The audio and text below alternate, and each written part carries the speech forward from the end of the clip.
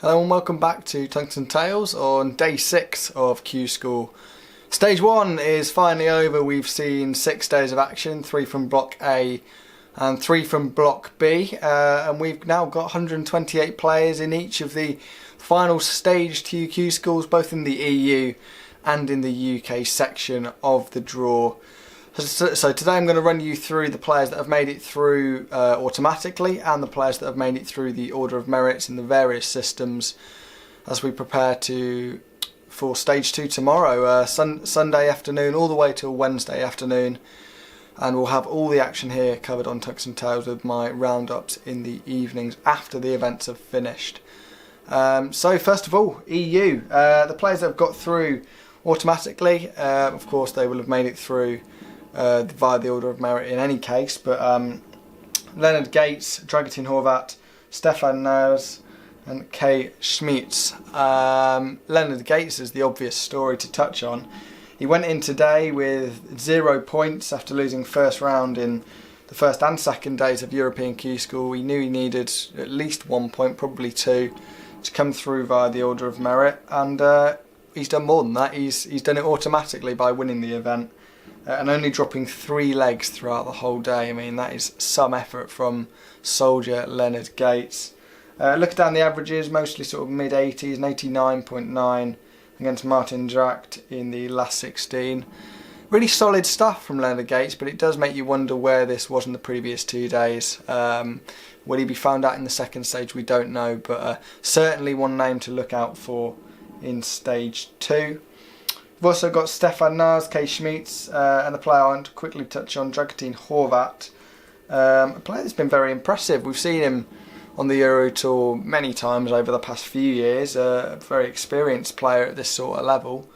And some excellent performances, 93.7 to defeat Christian Kist, who's another player that's been on form throughout the week. 6-5 that one in the last leg decider. And then defeating Matt Campbell, who's come through the order of merit, of course, with a 95 average in the final stage, the quarter-finals. Very impressive from Dragutin Horvat, and he will join some of the top favourites in that stage 2. Many Germans, of course, through. Already seen Nico Kurz, Martin Schindler, Franz Raus, they're already through, so he joins a long line of Germans in the second stage of Q School. Now, if we head over to the order of merit very quickly, the players that didn't win an event but have made it through, Gino Voss was a standout name, as I've mentioned before. Christian Kist, along with Matt Campbell, who lost first round on the opening day, remember, but has made it through via the order of merit and quite easily as well, plus 13, on the leg difference with 6 points.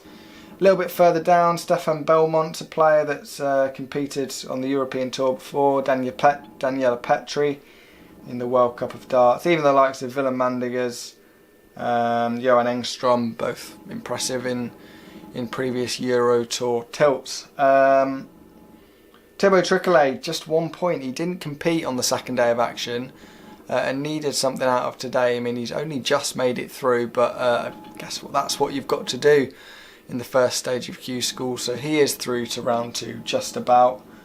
No big names to fall out. I'll let you scroll through some of them. Dartsrankings.com, of course, if you want to check out the full list, but nobody of particularly big fame or note has dropped out of Euro Q School in Block B anyway.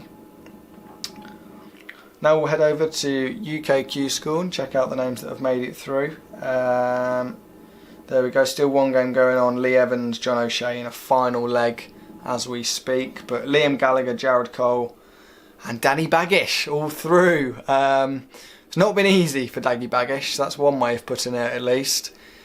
Out in round 1 on day 1 and 2 and came in today with 0 points. 3 points probably would have been enough to see him through, but 4 would have confirmed the place.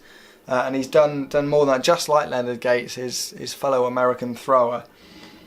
And he has got through via winning the tournament. Of course, I've done that many times throughout the day. Daniel Baggish, not Danny Baggish, on the Dart Connect system. And you've got to look through some of his averages. Superb stuff. 95 almost against Stephen Bradley in the second round. 91 against Ryan Harrington.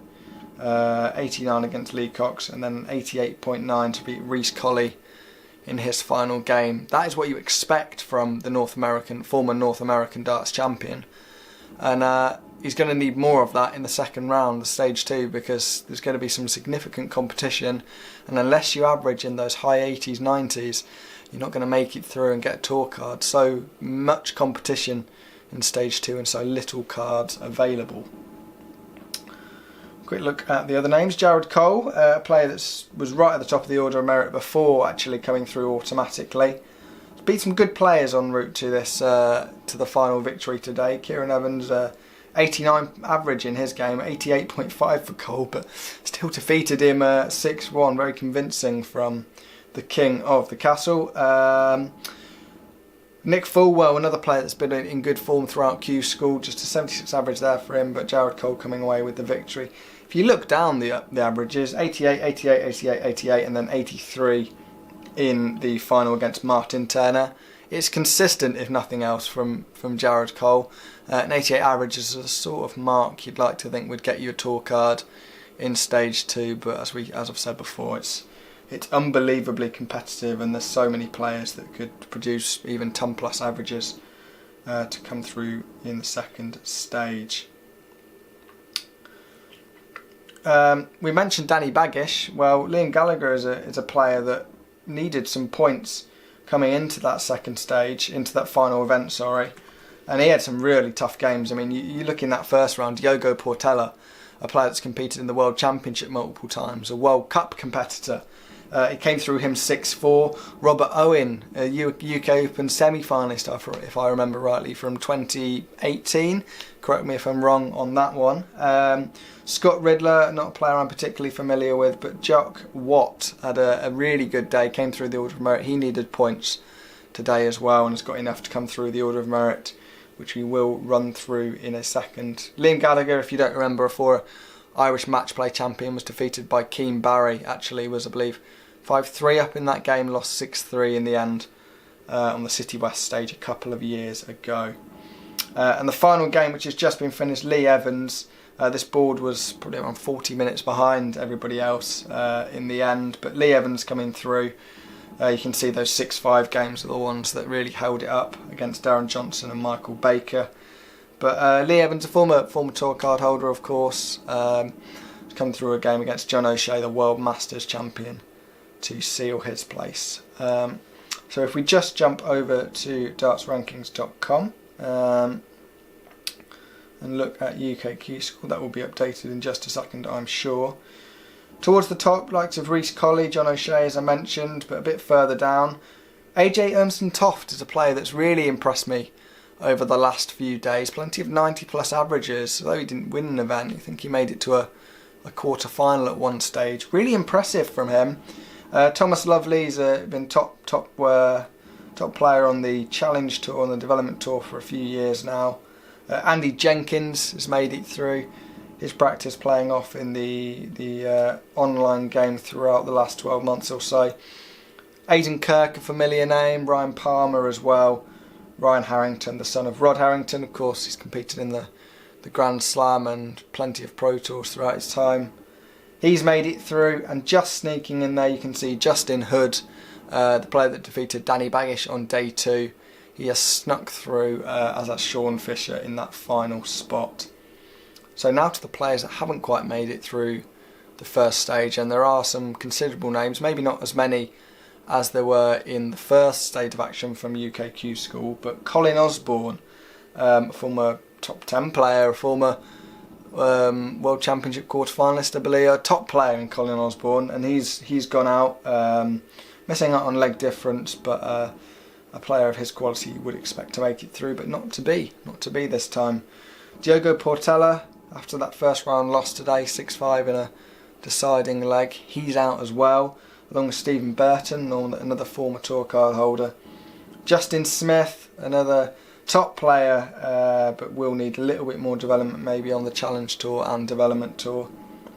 But if you look down the list, there are so many players. Anastasia Dobromislova, my goodness, she's got some reputation, but right down there, unfortunately, only collecting 1 point during this year's Q School. I'll let you have a look if there's any names you want to pick out there. Dartsrankings.com, as I say. So they are the players that have made it through.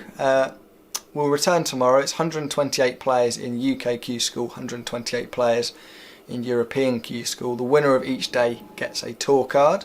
So that's 4 winners from the UK, 4 winners from the European, with the rest of the spots being allocated via the Order of Merit over the 4 days. Believe it's 17 via the UK Order of Merit and 12 via the European European Q School. 29 tour cards available in total, and we'll have all those tour card allocations here on Tungsten Tales tomorrow evening, all the way until Wednesday. See you soon.